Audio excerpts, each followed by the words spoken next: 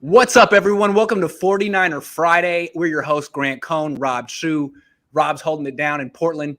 I'm doing the best I can out here in Santa Clara. The 49ers just announced that Trey Lance is starting this game, so let's get right into the breaking news. What's your reaction to this news, and what do you think fair expectations are for Trey Lance this weekend? Grant, I'm hyped, first and foremost. I mean, beautiful weekend for all Bay Area sports. Going up against the Dodgers for the Giants, going to be an electric weekend there. And then the San Francisco 49ers starting the new rookie quarterback, Trey Lance. Almost as exciting as that backdrop that you have there with the 49ers providing you with $1 billion set to work with there. It's spectacular. Thank you, Jed. Thank you very much, Jed. Spectacular. Yeah. So what are my expectations for Lance? You know, I think that first and foremost, what needs to happen is he has to hold on to that ball the way in which he did in college.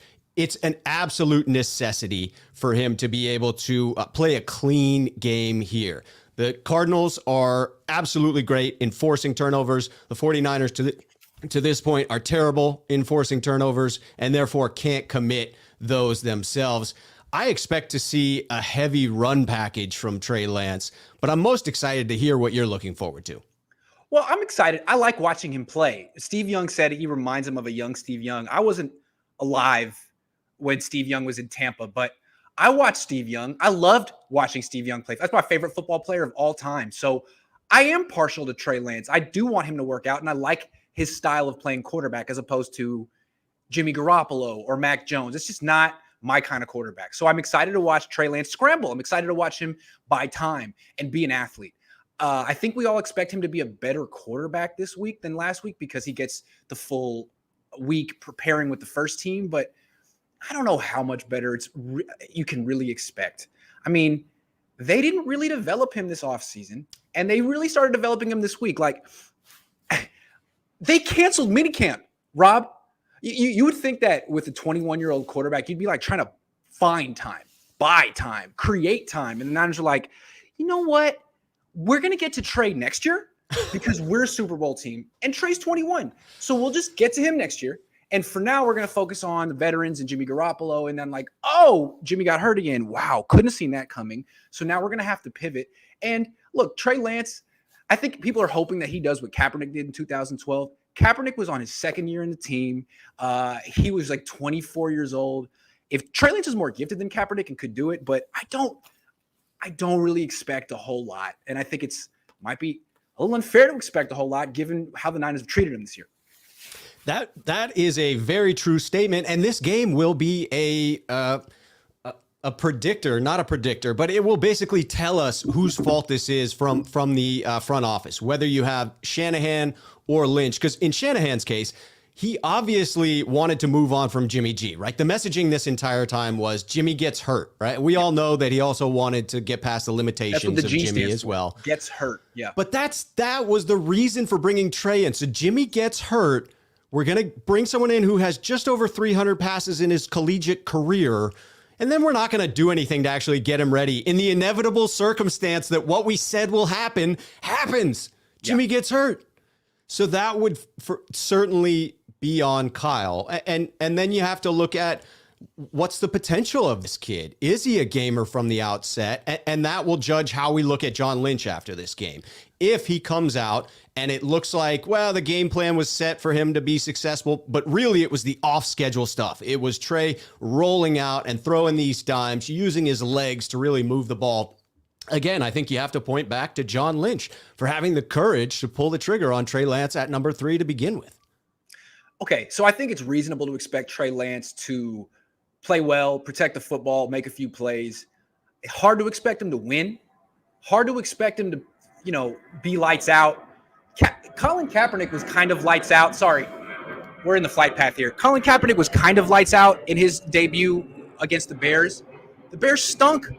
This is the Arizona Cardinals, and I know they're not on TV very much, and people kind of haven't figured it out, but we talked about it before the season. This was my team that I thought was going to win the division. I think they're really, really good, the offense and the defense. So I think if we're going to talk like what Trey Lance needs to do to keep the job later, but I don't think the bar is super high. Now, if he looks awful, if he looks bad, he's one of the main reasons they lose, then by all means go back to Jimmy Garoppolo if he's not ready. But I think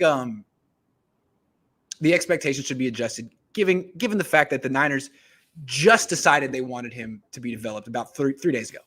Yeah, if you go into this game expecting Trey to be lights out and expecting Trey to win, you better expect to be disappointed. And you might I think a lot of the Jimmy Garoppolo fans are like, all right, well, let's see what Trey's got. And if it's anything less than great, they're going to be all over him. And I think it's important to remember that Jimmy and Trey aren't necessarily graded on the same scale. Trey is a rookie. The assumption is that Trey will improve. The reason that people get on Jimmy is that he hasn't improved and he's not a rookie. So I think it's important to remember, because a lot of people, if Trey struggles, are going to say, okay, well, why don't you harden him like you are on Jimmy G? Well, there's a different context here. Very different context. When you're talking about a veteran versus a rookie, you should have different expectations for those two players and how they're going to come out and what you're going to see from them. Okay, so here's a reasonable expectation for Trey Lance, and we'll move on. He should look better than last week. How about that? That's a very reasonable expectation. If he doesn't, that's cause for concern. If he's not, it's cause for concern. He should look better than last week, although he is going up against a much better defense. Alex says, will it be a bad look for Kyle if Lance balls out and wins? Doesn't that mean Trey should have started the season? It'd be a weird look for Kyle, but because you're right, it would indicate that he should have been starting all along. But Kyle can take credit. He can be like, look, he wasn't ready the first 4 weeks. I coached him up, and now he's ready. He can take credit and should. So I think that's actually the best case scenario here.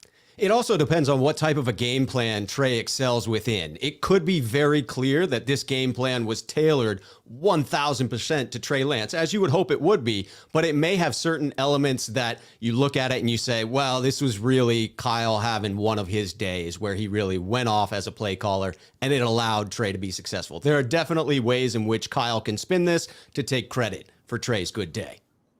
Certainly, and he should. Frederick Peterson says, pray for a good game by Lance, win or lose. Sure wish they had pulled the trigger sooner. They had to know a Jimmy injury was imminent. Yeah, I really feel like the Niners have structured this so they can go back to Jimmy, but they shouldn't go back to Jimmy. I mean, really, we're going to talk about this later, but if Trey looks better than last week, I think you just go with it. But that's a topic for a little bit later. Yeah, there are very few scenarios that play out where it's advantageous to go back to Jimmy at this point. Right. Kevin says, would you trade Kittle for a first? He misses time every year. He seems like he's lost interest. Yikes. Dang, George. That's what they think about you now. You think he's still worth a first? He's been hurt a lot. I would think he'd be worth a first, but other offenses may not. Well, it depends. If you're willing to trade him within the division or within the conference, that changes it, right? I mean, let's set this straight. I don't think the 49ers want to, nor will they trade George Kittle just off the bat there. But you have to look at what teams could he be most beneficial to, because it's not just the pass catching ability that makes George Kittle who he is. It's the run blocking and what other teams would really be able to use him in the same creative ways that the 49ers do. Speaking of George Kittle, the 49ers listed him as doubtful for this game. It's not because of the shot he took to the knee against Seattle. They said that was no issue. It's the calf that he hurt week 1 and has been managing since. He re-injured it week 3. Last week, he missed Wednesday, Thursday practice, walked through it on Friday, and was cool to play. He did not walk through today. So it's looking like he won't play. This is now a pattern for George Kittle. What does this mean for the 49ers this weekend? And what does it mean for George? It's tough. I mean, I'll start with what does it mean for George? I think that this is a necessary evil when you talk about George Kittle, and you need to be prepared for that as a 49er fan and as the front office. I believe that the physical way in which he plays puts him in a position to get dinged up. He is a run you over, very physical type of player, and those collisions have consequences. Add into that you have what seems to be both quarterbacks willing to throw him balls that are not particularly on target and leave him vulnerable to those hits where he can't protect himself. So those factors combine for 49ers fans, I think, needing to get over this idea that he'll play a full 17. I think that would be the outlier if George Kittle came along and had a 17-game season at any point in his career going forward, given the physical way in which he plays. I'm really starting to be cynical about George Kittle. I mean, he seemed like if anyone was deserving of a Mondo contract, it was him because he was so consistent. He played so hard. He played through injury. Ever since he signed that contract, he's been injured and he hasn't been playing through. I'm not saying he's dogging it, but I'm not saying that at all.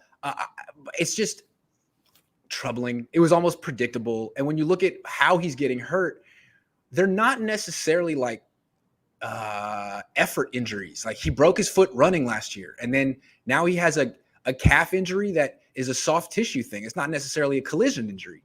So it's troubling. It is troubling because when you break a foot running, you're thinking, how do you know that's not going to happen again? And now you got a soft tissue injury. Well, what's the deal? And he's not exactly young. He's not old, but he's right. He's about 28. He's right in his prime. So I do think it's troubling. And if they could get him back as soon as possible, be great because hard to win without George Kittle. Especially this weekend. You asked that question of what does it mean for the 49ers on Sunday? And if he can't go, that's a big blow to the 49ers rush game. And that is, in my mind, the advantage that the 49ers have going into this weekend's matchup is that rush game. So to lose one of your key blockers out in space, you're going to be asking a big day from Juice with Kittle missing time.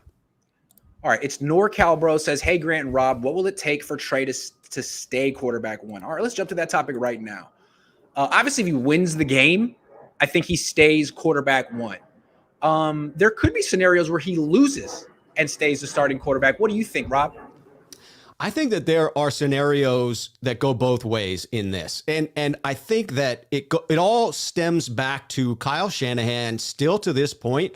I'm convinced that he believes Jimmy is his starter, that he is remaining steadfast on that messaging. He seems to continually drive that home every chance that he gets, reminding us that Trey just isn't ready. He's being forced into this because of the fact that Jimmy can't go. Yeah. Right. So I think that there's every possibility that we win this game. And if it were a defensive stand that really dominated the game and Trey played clean but not fantastic, I think that Shanahan is going to want to go back to Jimmy after the bye. I see that as a reality.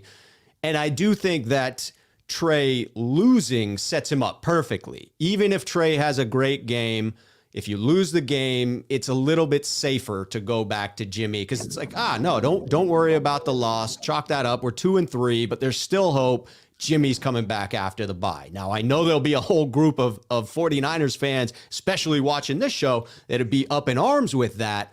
But I think that Kyle's stuck on this idea of Jimmy as the starter going forward this season. I'm going to disagree with you here, and I could be wrong, but I think that Kyle wants to go to Trey. It's not that he doesn't want to; it's that he's very pessimistic. I think he thinks Trey's going to look bad, or the possibility that Trey will look bad scares Kyle, and I think he feels like it would be a reflection on him, and that he doesn't have to put Trey himself or the organization in that position because they have Jimmy. Like the Jets have to have those weeks where Zach Wilson throws 4 picks, and you just got to be like, yeah, it's part of the process. We're just going through the growing. The Niners don't necessarily have to do that. It doesn't make Robert Saleh look good when Zach Wilson's doing that. That being said, the Jets are reaping the benefits of those growing pains because Wilson looked good last week and just won. So I think that Kyle's being apprehensive. But if Trey looks good and the team is excited, the fans are excited, I think Kyle will be more than happy to make the transition. I think he's just – part of him is thinking, man, Trey could really suck this weekend. And I don't want to be stuck in a month's worth, 3-4 games in a row of him struggling so we can get back to being competitive. I don't want to do that because it's going to make me look bad. And I'm going to avoid that. So if Trey Lance can take this opportunity on Sunday, not here, but in Arizona, and look great, that makes life so easy for Kyle Shanahan. It takes the decision out of his hands. If he struggles again, Trey may have to wait a little while for his next opportunity, you know? Yeah, most definitely. If he struggles again, it sets Kyle up perfectly for I told you he wasn't ready. Exactly. I'm right. There's a plan. Stop rushing me. Stop telling me. Stop trying to do my job for me. Trust me. Right. I still like Trey, but this was never the plan to have him. Jimmy was hurt. This was a nice opportunity, yada, yada, yada, yada, yada. You could call it like that. But if Trey knocks it out, hey, plans change. Sorry, Jimmy. Sorry, everyone. You're happy, right? You got the guy you want, right? He looks good, right? I did a good job, right? You're going to give me an apology, right? Like that kind of stuff. Yeah, that was all about the game plan. I deserve a little bit of credit here for Trey's success, no doubt. And he would. So I mean, if how we low see is the bar? A loss, but a competitive loss where he looks like a playmaker? Could that be enough? Or does he have to do more than that?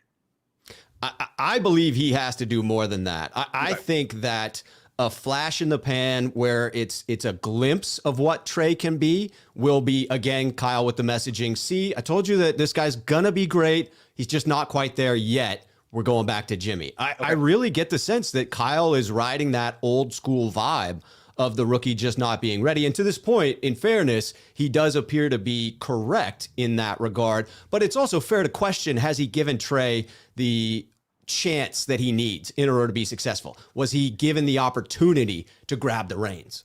Well, what's interesting about the timing of all this is, let's say Trey Lance does a good job in this game and the 49ers decide during the bye week that they're just going to go with Trey. It's close enough and he's young and he's the future. And why wait?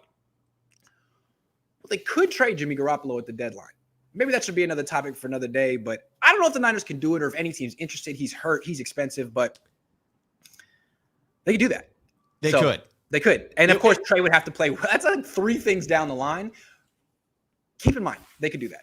They could. And, I mean, they'd have to eat a fair amount of that salary, you would think. They would have to just kind of choke that down as they sent him out. They probably wouldn't get too much back in return. And no, they'd be real quick, stuck if Stephon Gilmore went for a 6th-round pick next year, Jimmy Garoppolo might go for a 6th-round pick in 2074. So it's hard to say. That might be true. It might be true. It might be. It wouldn't bring us back much. And then you're stuck with Nate Sudfeld as your backup quarterback, right? If things go badly and Trey gets dinged up, now you're starting Nate. So that's not a pretty picture. Because Nate Sudfeld. Good point. Nathan says, finally, it's Trey time. Jimmy, you've been a leader and did great things. I want to see how many points come from Trey Lance offense. Great work, Grant. Yeah, that's a good way to put it. Like, Jimmy, thank you for everything. It's been like this team was a joke, and you brought respectability for the better part of 5 years. Thank you, because the Yorks weren't going to figure it out. You did that. Good job, Jimmy. Yeah, I wish more fans actually had the same attitude as Nathan there, just in that idea of being grateful for what Jimmy provided, even if he was a flawed quarterback, just appreciating what Jimmy did for this organization, even if it is time to move forward. It's like everyone except for 15 people in the world, every quarterback except for 15 in the world is flawed. So, Jimmy, I mean, sorry that you're not a Hall of Famer, but you were a very important quarterback in the 49ers franchise history, and we salute you. I feel like win or lose, all Kyle has to do to win the fans back over this weekend is make Lance look good. If not, that's a big problem. That's a good point because they're most likely going to lose. I'm not saying they're going to lose, but they're 5-point dogs. They're going against the number 1 team in the league. They're most likely going to lose. Yes. So, yeah, I mean, if Lance looks good and they lose because they can't cover DeAndre Hopkins and all those wide receivers, then, yeah, that's actually not the worst. No, that would give a lot of hope to 49er faithful. Because if we lose this weekend, the season looks bleak. 49ers fans will need something to provide hope. Why is George Kittle always injury? We freaking need him. Hey, man, I don't know. I never played football, but it looks very violent. And I'm surprised that people make it to 28 still doing it. Like, wow. You've been doing this your whole – how? How did you do that? My question is more, how is his lower leg still attached to his body at this point after the hit that he took in the last game? That's a much better question. Jimmy Garoppolo 10 is giving away the starting job. The question is why. I did find it very interesting that the messaging all week from Kyle Shanahan and John Lynch was, look, I mean, he's our starting quarterback. If he can gut it out and he wants to play, we're not going to get in his way. And Jimmy's attitude was, this really hurts. Of course it does. But I'm just saying, like, I don't think he's real eager to go out there and have a repeat of the Miami game last year where he's hobbling for the team and just looks bad because no one's going to give him credit. Everyone's going to be like, ooh, you were on the field, so no excuses, and you stunk. So I'm not saying that he could play and he shouldn't, but why would you want to gut it out? And no. I wouldn't want to. Trey, go Jimmy, get him, buddy. Jimmy looking out for Jimmy at this point because no one else is. Other people want Jimmy to play less than 100%. We saw what less than 100% looks like last year for Jimmy, and it ain't pretty. No.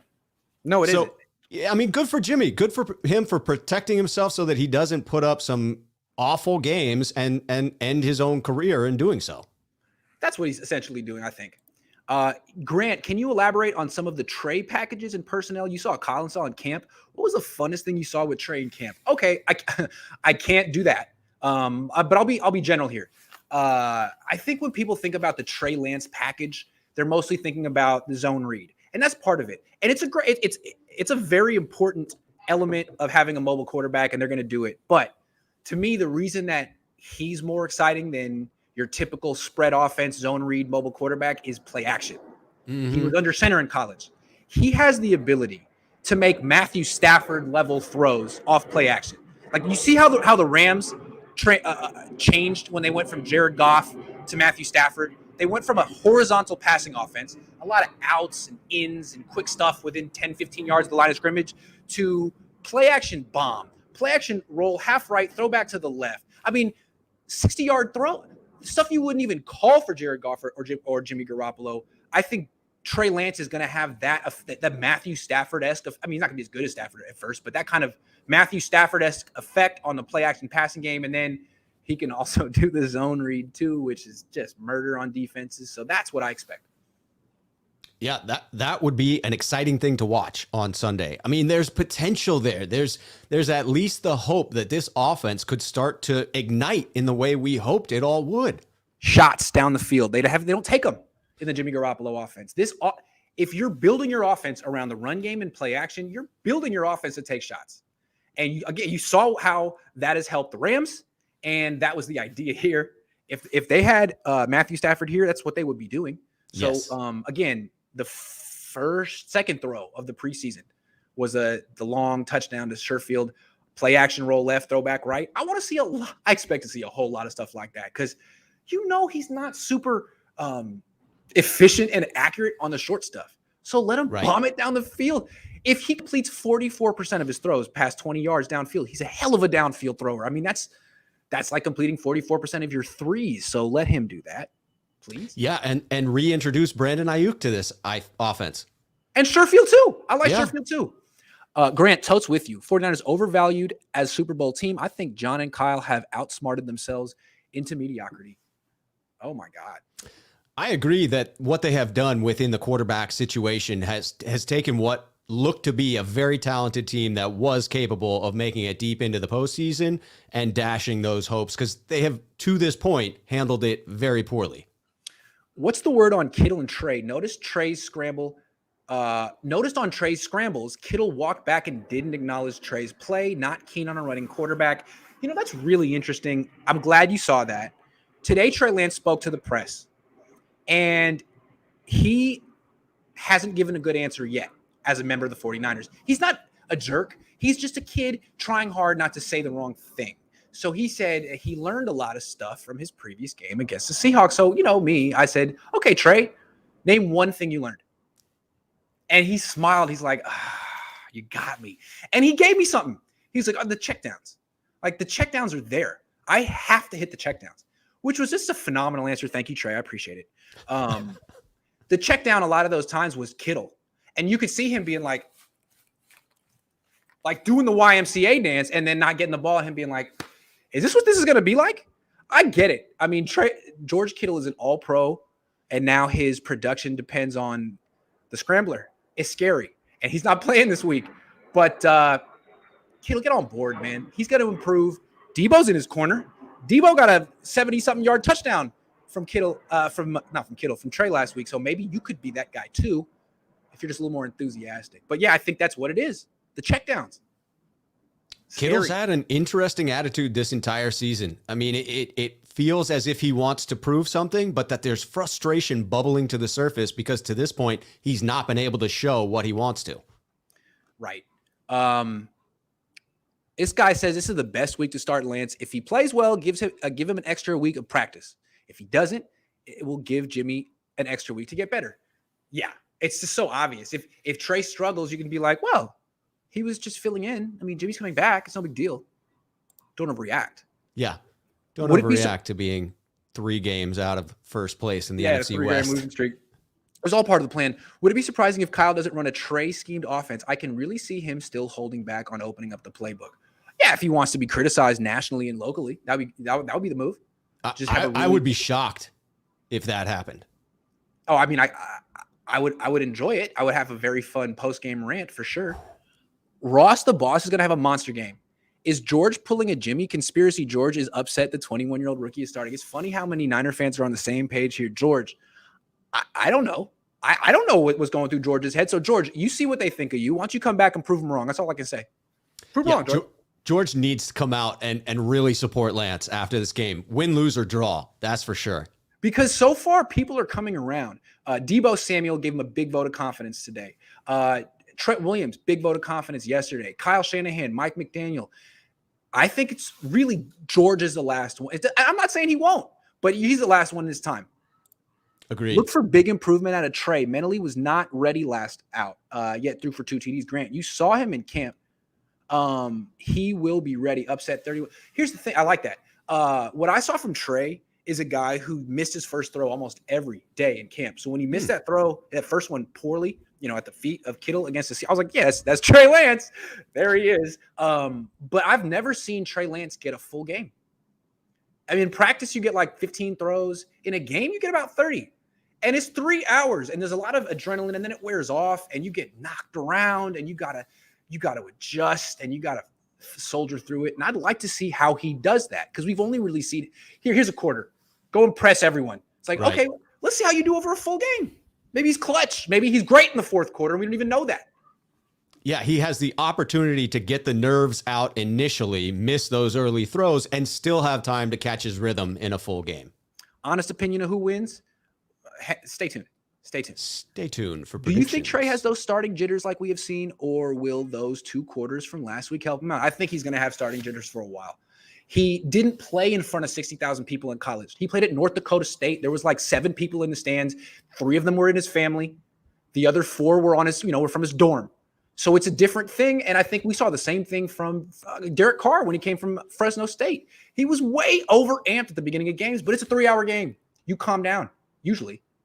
Yeah, it's going to be a wildly different experience for him in that dome against Arizona. That is going to be a ruckus crowd. Oh, my God. Can you describe the ruckus, sir? Oh, it is a loud stadium. The Cardinals are not a team that expected to be 4-0 at this point. I know, having talked to many Cardinals fans, they still thought that this was going to be a year of progression, not of we've arrived. But now at 4-0, these fans are riding high. They are going to be tailgating, and they will be amped up. Thoughts on Kyle being reluctant on changing quarterbacks? He didn't want to pull the trigger from CJ to Jimmy at first either. That's a good point. I think Kyle is big on taking it slow with quarterbacks. He wanted to go real slow with Kirk Cousins. He resented having to play Robert Griffin right away. I think he thinks he's just old school, man. He's his dad.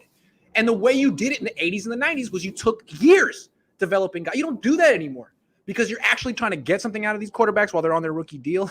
There's a whole different financial incentive here. Plus, it's easier to play quarterback now because you can't touch them anymore. Anyway, Kyle's old school.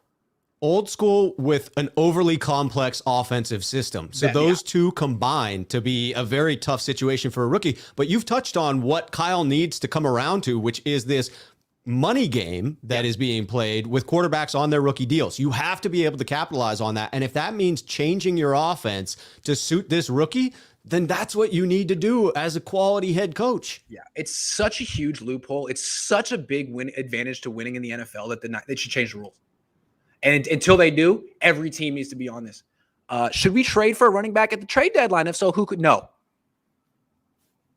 Only one I'd be happy about would be Matt Breida, because I don't think it would take much to get him back in the building, and he's shown he can be productive within the system. That's creative. I like that. You could also just sign Todd Gurley. Right. Keneal says, it feels good to be right, doesn't it? At this point, it's not debatable to me. Trey should have started week 1. We'd still be 2-2, and he would be more prepared. Yeah. Look, the Jimmy Garoppolo story is great. And it's sentimental. But we should have At this point in his career, you should expect the injury. I'm sorry, Jimmy. I'm sorry. Yeah. I'll go a little different in that I don't fault Jimmy for those 2 losses, right? I think that you can fault the defense for not being able to stop the comeback with 37 seconds. Certainly. Yeah. And then you can fault special teams and Jimmy getting injured in the game last week. But I do fault the 49ers for knowing Jimmy's injury history, for being able to predict that this injury was going to happen. It's why they said they needed to draft Trey at number 3, but then failing to get him ready. That to me is the inexcusable part.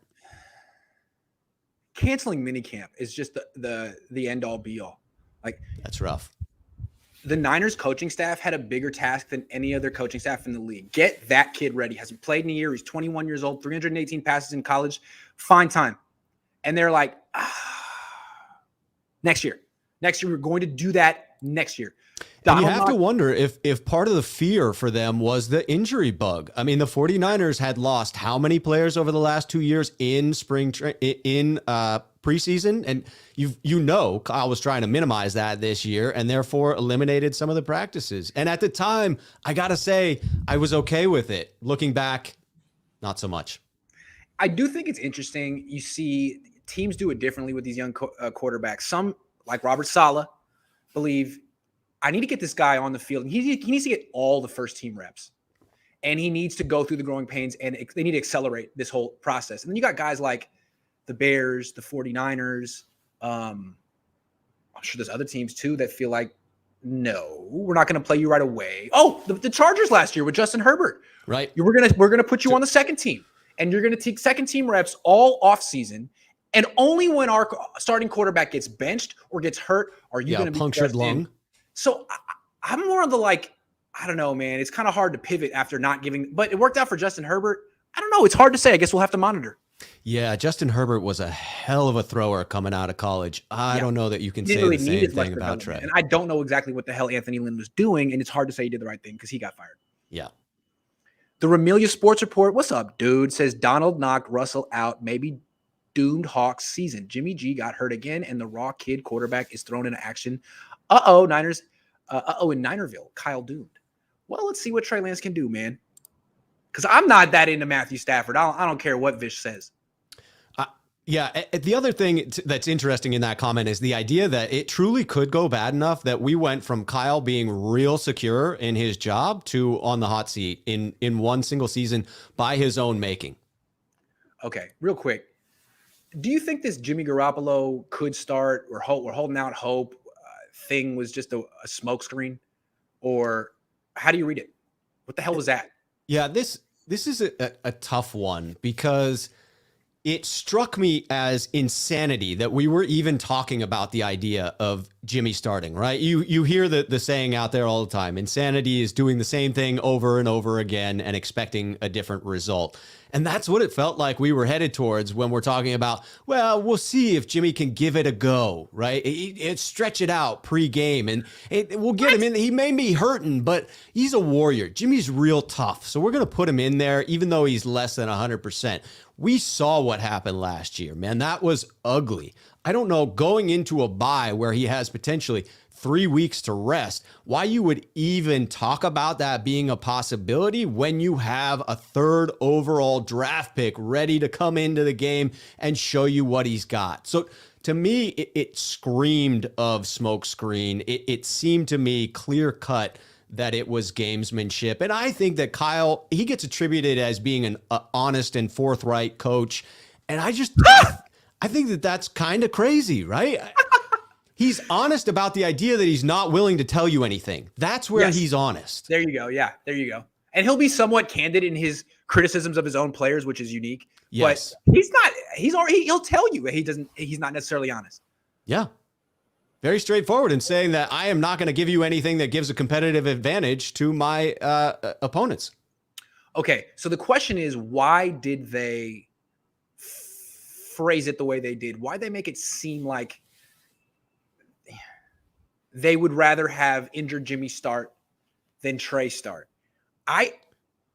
Did they do it to protect Jimmy or to protect Trey? You would think it'd be a little bit of both, right? You would think it would be protect Jimmy because there's every possibility that we go out there on Sunday and Trey looks awful. And Trey, we will need Jimmy. Yeah. So don't crush him. You can't crush him. You can't You're go a starter, back to you're a a guy that starter. you were If you just wanna like, play, yeah, you can play. Yeah. we're bailing on Jimmy. You know, we need help. We're going to Trey. And then, just kidding. Trey's not ready yet. Let's go back to Jimmy again. So you have to set it up such that the low expectations for Sunday are, such that Trey's not going to come out here and light the world on fire. Because then if he does, it becomes easy to say, well, we didn't expect this, but it happened. We got to stick with the hot hand. We thought the timeline was going to be different, but obviously it was going to be his job eventually, and he's accelerated the timeline. Good. That's all good. Sorry, it's no offense to Jimmy. And we're going to do right by Jimmy. Right. It sets him up both ways. Yeah. Yeah, it does. But I really feel like this is protecting Trey. Let's lower the expectations. We're not making him our starter. This is not a tryout. This is not a quarterback competition. This is Jimmy's hurt. Trey has one game, and then Jimmy's coming back after the bye. Although I did ask Kyle today, hey, Kyle, do you anticipate Jimmy Garoppolo being healthy enough to start after the bye week? He said, I don't know. We don't know. This is going to go on as long as it needs to. It's going to get very weird. It's much easier to hesitantly stick with the rookie because Jimmy's hurt than it is to go back to Jimmy and then back to Trey, and then you're on this back and forth. And that's the scenario. If that happens, that's the scenario where the seat gets hot for Kyle. It is, but here's my prediction. If Trey plays well against the Cardinals this weekend, they won't just give him the job. No. Jimmy's calf will hurt. That's right. His calf will still hurt. And his calf will continue to hurt until Trey Lance either falls in his face or it'll hurt the rest of the season. What do you think? Yeah, I think it'll hurt for a couple of weeks. A couple of weeks of Trey excelling. Lance. And then everyone will know what's happened before they announce it. It will be clear to everyone watching, everyone on the team, everyone in the front office, and everyone watching on television that we've moved on before they officially say we've moved on. That would be my prediction. Human Race Win says at least Trey learned how to throw into an oven, a pizza oven. No, that was still the throw of the year, Kyle. I mean, it could be a scenario where you trade Jimmy and now the backup QB is Kyle. Kyle's ready to come in at a moment's notice. Voice ad agency, why is Mike McDaniel's interview such a train wreck? I like him as a person, but just does not seem like he's a good coach. He said Lance has been practicing by taking mental reps. What the F is that? Look, I kind of like interviewing Mike McDaniel because he answers my questions and he's smart. But that being said, he's a bad look for the team. I mean, he just is. I'm sorry. Like, he doesn't look like a coach at all. He doesn't sound like a coach at all. I like him, but yikes. Whoa. He just doesn't come across like a freaking coach at all. But it's not like he doesn't even call the plays. Like, he's not really that important. Sorry. He doesn't call the plays. But yeah, he's a little weird. He tries to, weird. It's like he knows he's terrible in the interviews, and he has this kind of like self-deprecating sense of humor, which makes it better. But at the same time, you can't really do that. I mean, it's the NFL, dude. You can't. It's cute.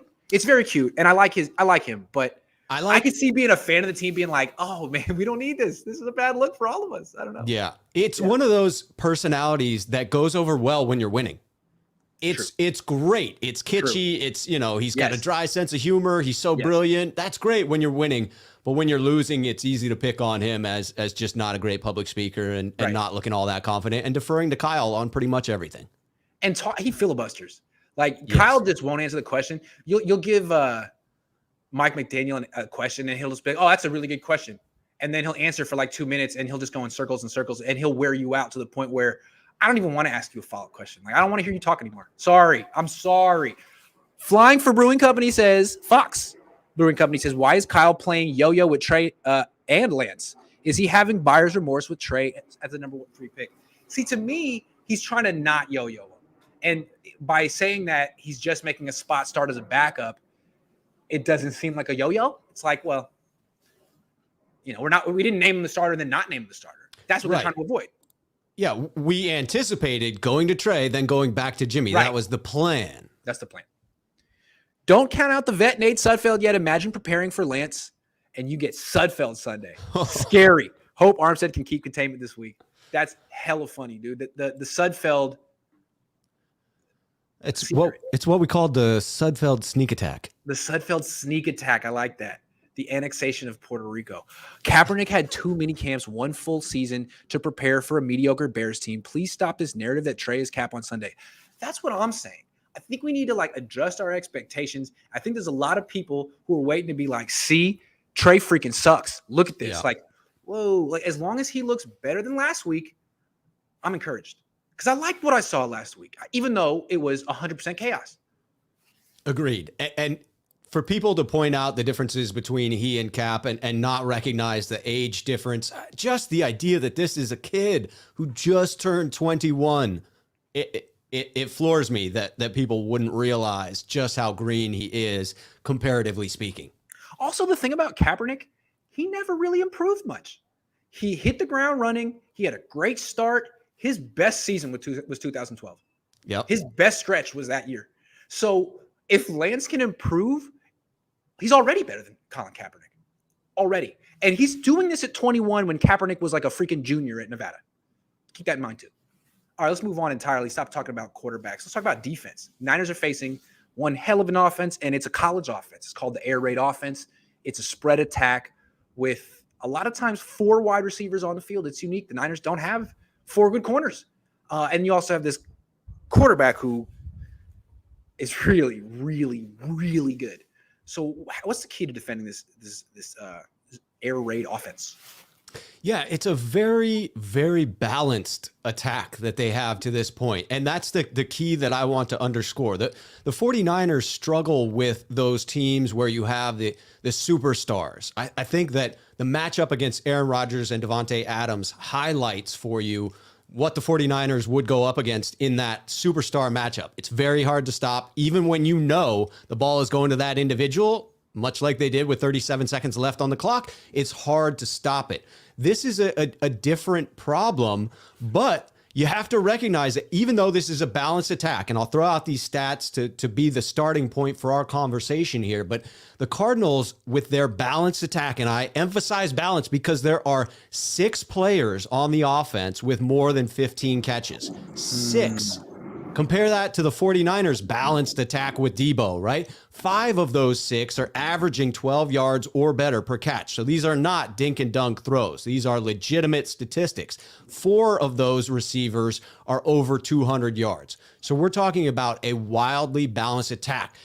Can the 49ers set themselves up defensively to prevent this balanced attack from having a field day? I would normally say that the 49ers defense is actually better set up to handle a balanced offensive attack. But then you look a step beneath that and you realize that while it's balanced statistically to this point, if the Cardinals so choose, they absolutely have 2 superstars that they could go to pitch and catch. They could do exactly what Devontae and Aaron Rodgers did to the 49ers in just focusing on D-Hop and targeting the 49ers, DeAndre Hopkins, over and over and over again. And I just don't know that the 49ers have anyone on their roster that's built to stop that individual.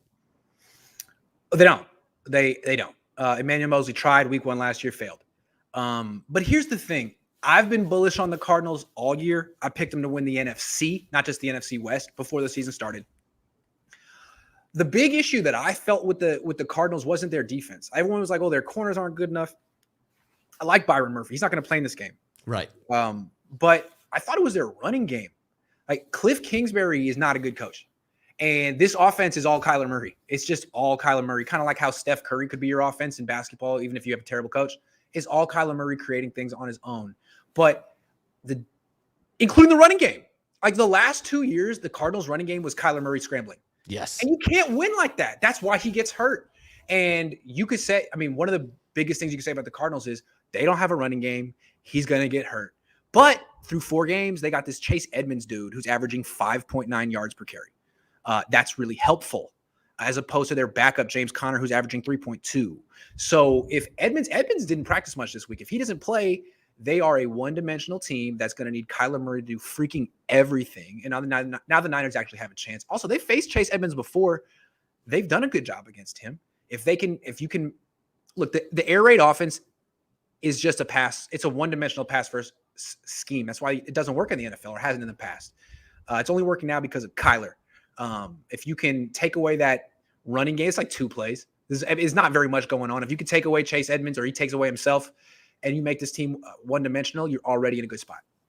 Yeah, if you can make them one-dimensional and then attack the head of the beast, you can't cover those 6 individuals. Maybe if you had an all-star secondary, but the 49ers' decimated secondary is not going to be able to man up against those 6 pass catchers, including coming out of the backfield to Chase Edmonds. I agree. Also, that one more thing real quick.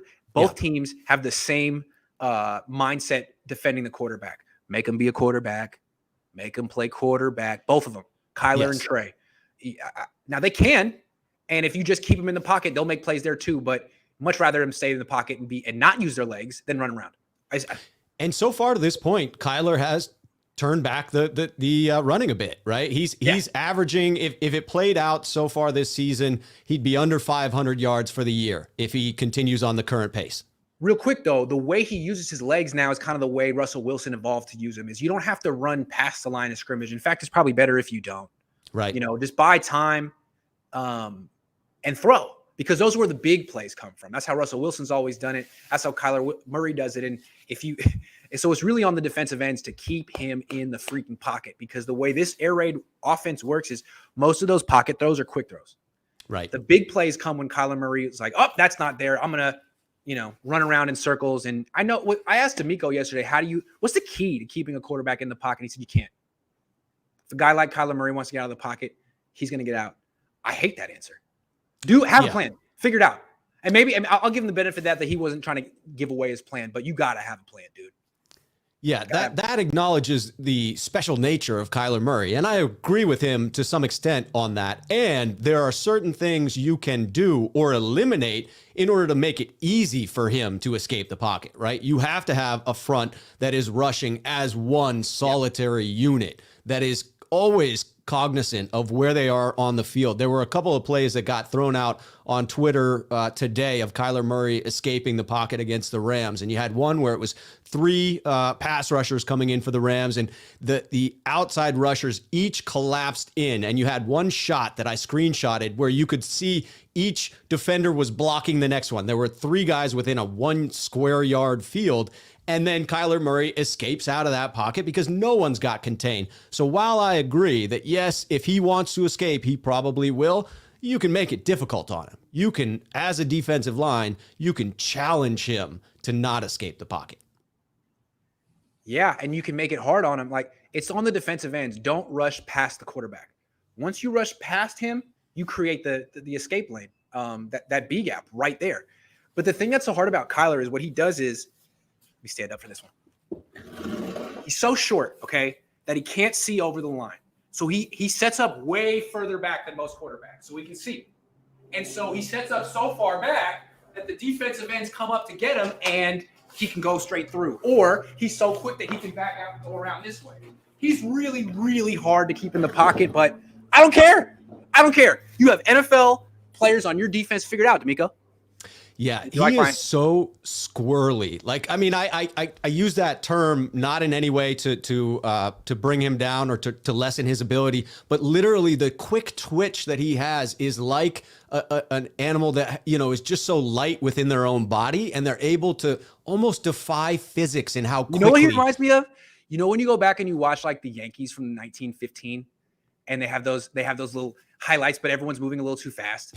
You got like Babe Ruth going around like really fast. Right. That's what he looks like with those quick little steps. He looks like 1915 Babe Ruth running really fast. Yeah, and then you pair that against guys who are big, or in our case, someone like Armstead, who's got a lot of length, and every stride takes him several yards, versus the quick steps of Kyler Murray. The ability to change directions there puts us at a significant disadvantage.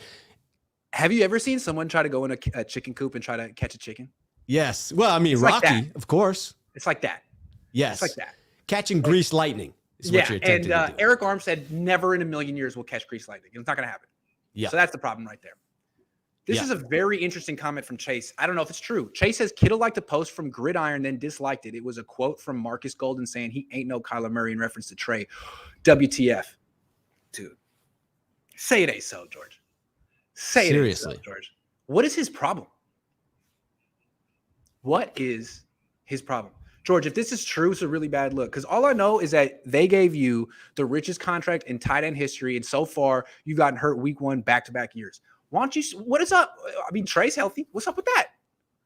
I hope this isn't true. I hope it's not. I hope that was – if it happened, I hope it was a fat finger type of thing. Yeah, because I fat finger things all the time. Get on Armstead some more, Grant. You got on Dante Johnson the past few weeks, and he stepped up against the Seahawks. Put the GOAT Dante Johnson on D-Hop. The GOAT. God. That is, I do have the question though. Do you believe Armstead can actually keep containment on Murray? I mean, do you believe that? Not in a million years. Not in a million years. No. So take him out. Voice ad agency said also, have you noticed Debo's body language compared to a TD thrown to him by Lance compared to Jimmy? Is something there, or am I just overreading it? I see that too. I mean, did you hear Debo mic'd up during the game talking to Trey? Before the game, he's like, man, I'm telling you, you just do what you do. You're going to – and then after the touchdown, he's like, this is what I told you to do. That's what you're going to – He was so excited. Seems like he's very hyped. big brothery. Yes. That's a real energy, right? That is contagious and bleeds onto the field, especially when you have physical guys like Debo that are looking to truck somebody. Absolutely. And it's good to have Debo on your side if you don't have Kittle, because Debo's better. Ha! So, I mean, Debo might set the single season receiving record. Now he's got an extra game than Rice. I asked Debo today. I said, "Have you ever watched Jerry Rice play, or is he before your time?" He's like, "Yes, definitely before my time." I was like, "Wow, man, guy played for like 20 years." All right, running over Arizona. How are the Niners going to do it? So Arizona is susceptible to the run. Let's get a little facts out there, a few facts out there for the basis of the conversation. Week 1 against the king of the league, right, Derrick Henry, they shut him down. No question about it. So they have the ability to stop the run. I think he averaged under 3.5 yards per carry in week 1. Now, that was a rough game for the Titans. You can say that the game plan got away from him. You could give a million reasons why that happened. I don't care. When you hold Derrick Henry under 3.5 yards per carry, that's legit. But since then, they have been leaking. They have been leaking like a sieve. And so now, over the season, they are, to this point, averaging 5.4 yards per carry.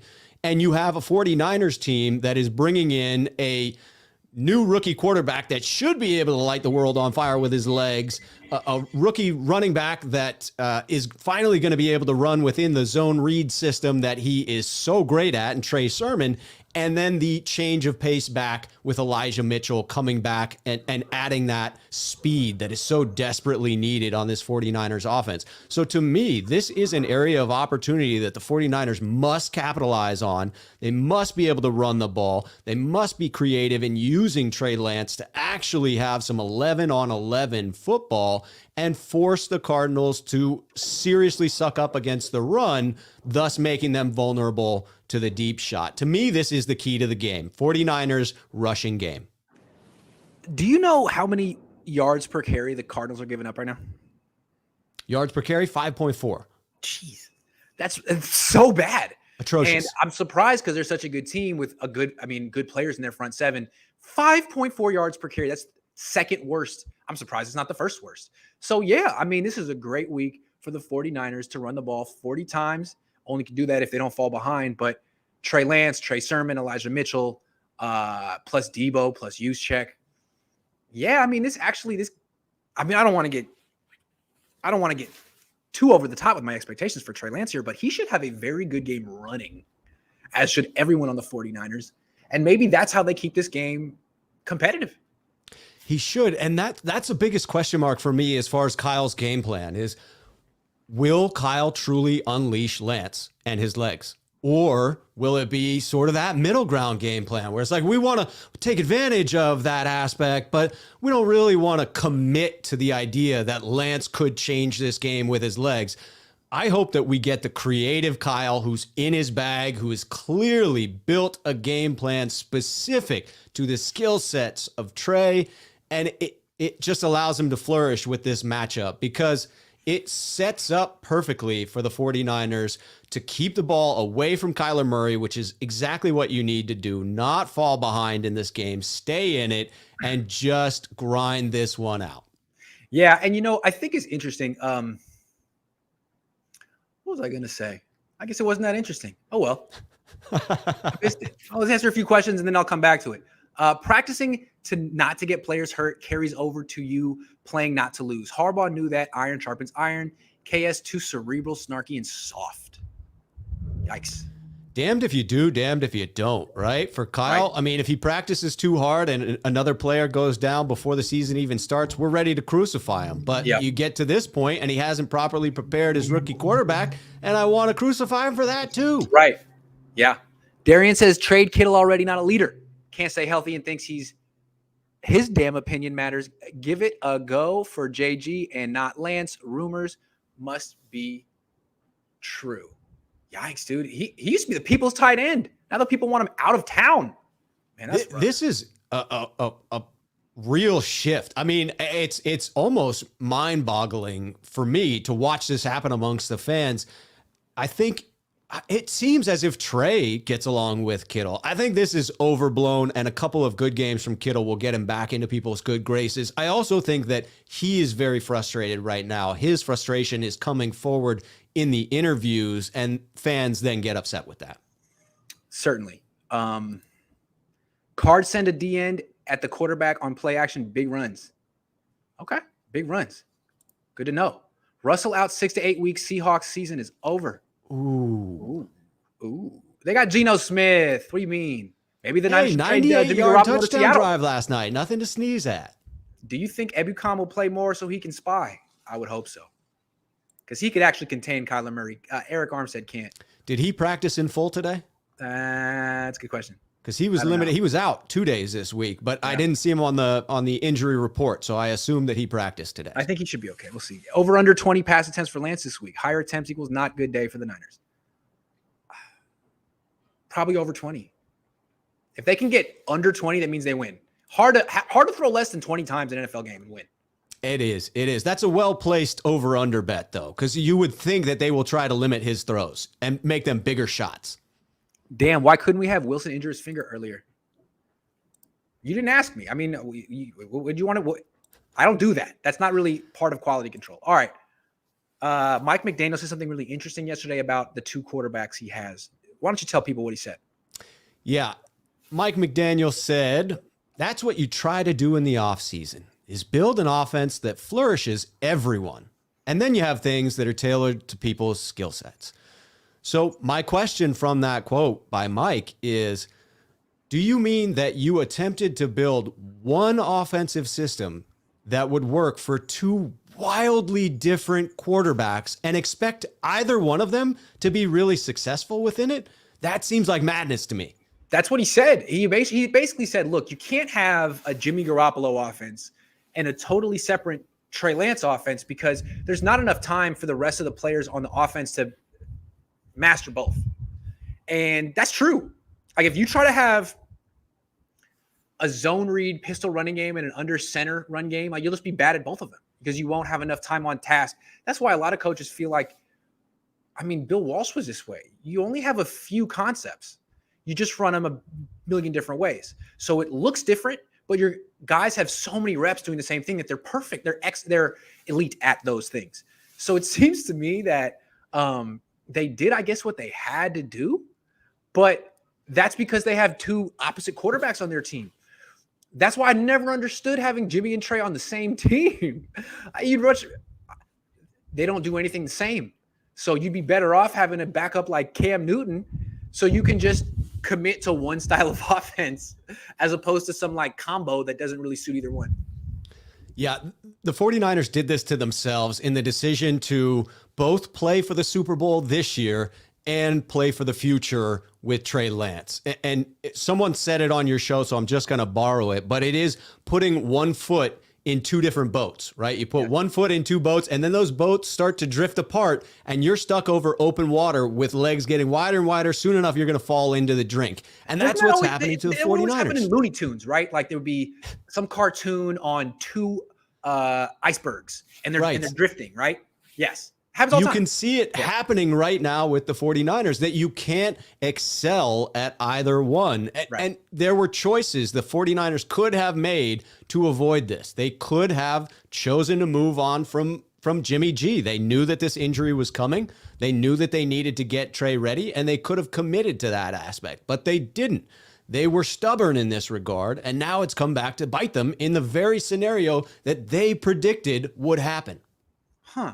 When you said it's come back to bite them in, I thought you were going to say in the ass, but then you went in a whole different way. But I like that. That was, I thought you were going to bite them right in the ass. Like, yes. Right in the ass, man. True. That is true. Kittle blocks well, but has he lost a step as a pass catcher? He broke the NFL record for tight end yards catching balls from Mullins, CJ for all but 3 games.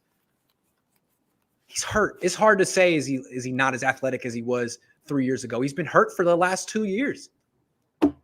Yeah, I'm not willing to pile on to George Kittle. I still believe that he is the key to this offense. Seth says Lance's first TD that Jimmy repped all week, according to McDaniel, obviously means that Kyle didn't trust Jimmy in the game and instead put Trey in. You really think that that Kyle installed that shot play for Jimmy Garoppolo and didn't call it? I'm waiting for the third quarter on that one. I was frustrated by Mike McDaniel saying there are a lot of plays out there that we don't call each week. Like, that's not an acceptable answer when this offense is performing as poorly as they have been to this point. All of those plays should have been run. Like, if you've got something that you're holding on to, like, what are you holding it for when we're out of the playoffs? So you can be 2-2 and have a mediocre offense. That's genius. Kyler says maybe Trey took the attention from Kittle when he took him to Vegas. LOL. I don't know, man. It's an awkward dynamic. I will say that. I'm not going to pile on Kittle. I'm not going to say anything to disparage the man that I'm wild about on the 49ers, and I think he's the key to their offense, but it is a weird dynamic. It certainly is. Grant, Lance plus Dwell equals Super Bowl. I would hope. This is going to be a really good opportunity for the Niners to get their best tight end involved in the game, because every time he gets the ball, he scores a touchdown. All right. Battle of the top picks. How do you see this one? How would you handicap this matchup? Yeah, so we're looking at the 1 and 2 overall draft picks in 2019. It would seem to be a key matchup Sunday, because the 49ers have to hope that they can contain Kyler Murray if they want to shut down the Cardinals. And Bosa being able to drag him down seems to be a recipe for success. If Bosa is able to have a dominant game against Kyler Murray, that bodes well for the 49ers. But I have to say, at this point in the season, if we're just purely looking at statistical performances by both, Kyler's got the edge. And it's a wide margin at this point, right? Bosa's on track for a 17-sack season.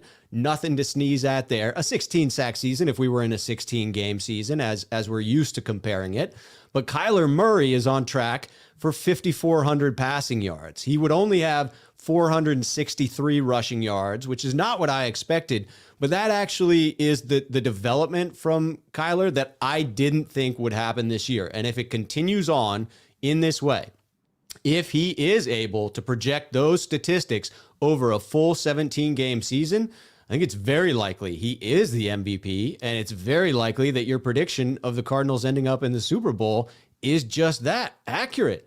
I don't think that that's what's going to play out. I still have my doubts about Kyler Murray and what we're seeing right now. I think over a larger sample size, we will still see some of those errant throws that he just puts up there. The 50-50 balls, I think we'll see them come down the other way more often than we have to this point. And I do expect Bosa to stay on the pace that he is to where we are. If he stays healthy, I do not think that a 17-sack season is out of the realm of possibility. That said, to this point and at the end of the year, I think that Kyler Murray is going to have a more impressive 2021 season. To me, Kyler Murray is the player you're hoping Trey Lance becomes in 3 years. Because to me, Kyler Murray is the best player in the league and the prototype of what a modern NFL quarterback is. No offense to Patrick Mahomes. Mahomes is great too. But I think Kyler can do a lot of what Mahomes does, if not everything.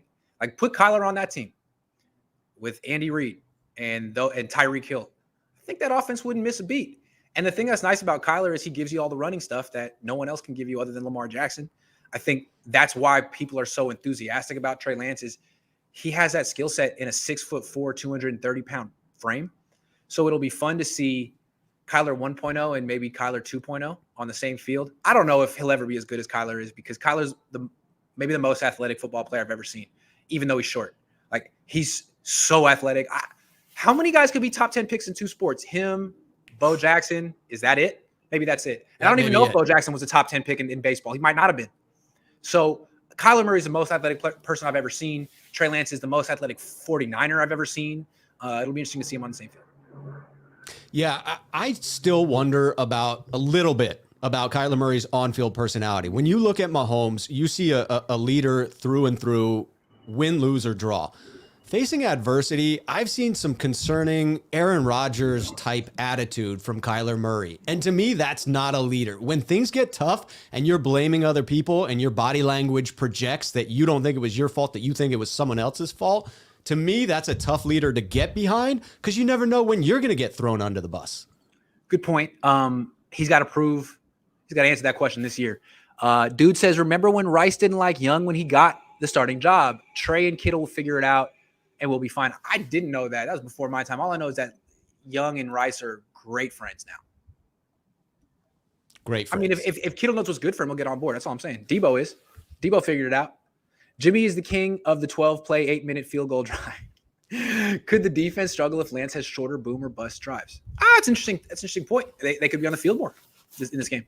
Can they? Yes. Will they? Absolutely. If the 49ers offense does not live up to their end of the bargain and control the pace of this game and run it down Arizona's throat, it could get ugly in this game. I mean, Arizona, I get that this is a divisional matchup, and oftentimes those are unexpectedly low-scoring games, even when you have high-powered offenses.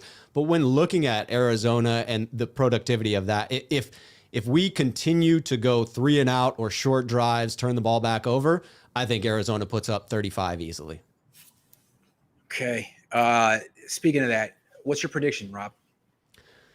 This is a tough one. You know, I mean, if you ask me, is it likely that the 49ers will beat the Cardinals on Sunday? My answer is no, it's not likely. But I'm a homer, Grant. I'm an absolute homer. And so the way in which I approach this is trying to talk myself into how the 49ers are going to win this game. I put on my best salesman hat and I try to sell myself on the idea that the 49ers absolutely have a path to victory on this.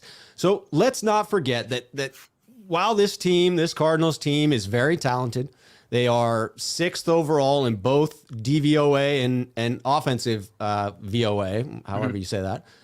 So they're a well-rounded team. Now, if you look at actual statistical yardage from their defense and their defense is much more suspect in that instance. And so DVOA is a very open to interpretation stat. Therefore, I still see them as a vulnerable team, that they still have weaknesses. Let's not forget the idea that 9 times out of 10, Arizona would be 3-1 at this point. It came down to a 38-yard field goal for Minnesota. That's absolutely a 90% probability kick for any kicker in the NFL inside 40 yards. And they missed it, right? So that happened. They are 4-0. I'm not taking that away from them, but they're not perfect. We're not headed into a team that is flawless. They have, to this point, been +5 in turnover differential. The 49ers are -5 in turnover differential.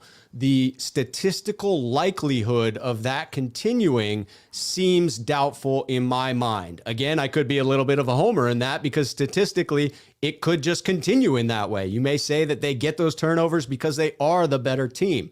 But all that combined with the 5.4 yards per rush allowed by the Arizona defense, with the 3-headed monster coming in for the 49ers with Trey Lance, Trey Sermon, and Elijah Mitchell going up against that suspect rush defense, I think the 49ers can take this one, and I'm predicting them to walk away with it in a close victory.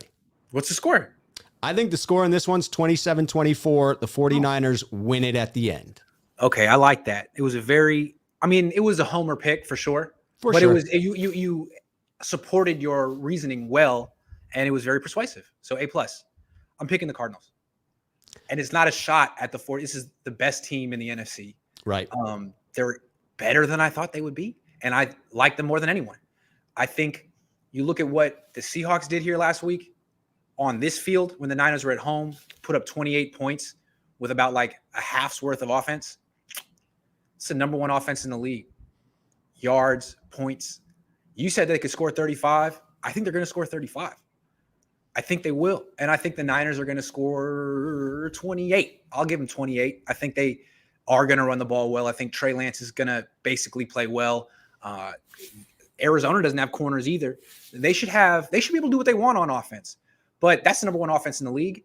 And if Seattle can score 28, then I'm thinking Arizona could score at least 30. So 35-28 Arizona, which is actually, you can build off that. You can. Theoretically. Yeah. Even if that's what ends up playing out, if my prediction is incorrect and the 49ers put up a formidable effort, as much as that pains me to have moral victories at this point in the season where I legitimately thought we had a shot, not a great shot, but a shot at getting to the Super Bowl again, that's painful, man. Week 5, we're talking about moral victories. Well, think about it, though. It's only week 5. If they lose this game, they're 2-3. They have a bye week. After the bye, they play Indy. That's a winnable game no matter who their quarterback is. Then they go to Chicago. That's another winnable game no matter who their quarterback is. And then they have Arizona at home. So if they can go toe-to-toe with Arizona with Trey Lance, they might feel like they can beat them the next time. And they could go on a 3-game winning streak to back up their 3-game losing streak. The season isn't over. The season is not over. And even though they're probably going to lose this game, it doesn't mean that they're screwed if they do, because this is the best team they've faced. And if they can, they played down to the Seahawks. If they can play up to the Cardinals, that's a good sign. They won't be screwed if they lose it, but how would you say 49ers fans will feel if they drop the 3rd game in a row? Awful. And they'll blame Trey Lance. They won't be very excited. Don't be like, hey, we lost, but there were some good things from Trey. They won't be able to feel that way for a long time. And that's why it's a tough situation for Trey. I mean, a lot of Niner fans are going to, if he doesn't look like Colin Kaepernick right away, then it's like, well, he screwed up. This is the worst pick. A lot of pressure on him and Kyle. And an extra week for that fervor to build while nothing can change it on the bye. True. The Jedi says Kittle and his feelings about Jimmy sitting. Well, maybe Jimmy should have played. I mean, no one got in his way. Spinna Nation TV says, Spinna Nation. I like Spinnas. We are underdogs. The underdog mentality. Niners play like dogs. Let's dog it out and get this win. There's some truth to that, in that I feel like the 49ers have been playing real tight to this point. There's sort of a larger format story that I've been mulling around in my brain that maybe we'll bring out for the bye week next week, of being real tight, and it starts up at the top. Can we go for it on every 4th down with Trey? No. It's much better to kick field goals with your punter. Sorry. No, I like that. Go for it on more 4th downs. Go for 2 more often. He is the short yard specialist on the team. Yeah, do that. Yeah. Absolutely. You have the clear advantage when you are playing 11 on 11. Yeah. Rob, I think the show's over. It's been one of our best. We got 1,600 people watching. It's been a pleasure. I'm glad we could do it with a new backdrop for me this week. Beautiful backdrop, Grant. And so long as everyone's on here, I'm actually going to go live on my channel immediately following this to keep the conversation going. So anyone watching now can jump right over there if they want to keep talking Niners. And I encourage you all to do so. Rob Schuh is the best. Thank you very much, everyone, for watching. Next time you see me, I'll be in Arizona. See you tomorrow.